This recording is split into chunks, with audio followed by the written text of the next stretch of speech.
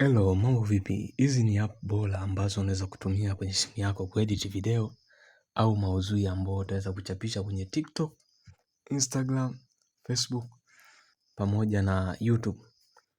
Hapa nimekuandalia list ya app 4 bora ambazo utaweza kuzitumia kutengeneza video. App ya kwanza ni CapCut. App hii ni rahisi sana kuitumia, ina effect, ina transition, ina subtitle alafu ina auto caption, yani maneno ambayo unazungumza. Pia ina effect, pia ina udhaifu mdogo sana. App hii muda mwingi inatumika ukiwa online. App ya pili ni InShot.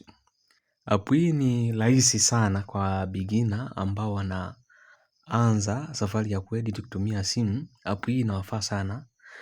Wanaweza kuedit kwa njia rahisi bila bugza. App ya tatu ni VN. App hii ni complication kidogo lakini ni nzuri sana tofauti na CapCut, na app hii inakupa features ya kutengeneza video ya 4K. Pia inakupa features ya kuedit video kwa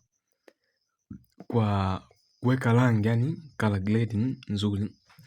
App ya 4 ni Adobe Rush.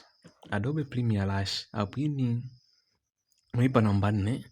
App hii pia unaweza kuitumia kuedit video zako za TikTok, Instagram au YouTube. Hivyo kama unataka kudownload app unaweza chukua moja kati ya hizi nilizokutajia kwenye list. Hivyo kama unapenda video kama hizi, likes, share, pia subscribe kwa video nyingine kali kama hizi. Sina mengi ila kwa leo ishi na hizi app 3. Zitakusaidia sana kufanya editing za video zako. Na hizi zitakusaidia uende viral. Pia zikusaidia kufanya content nzuri kulingana na machaguo. Boom.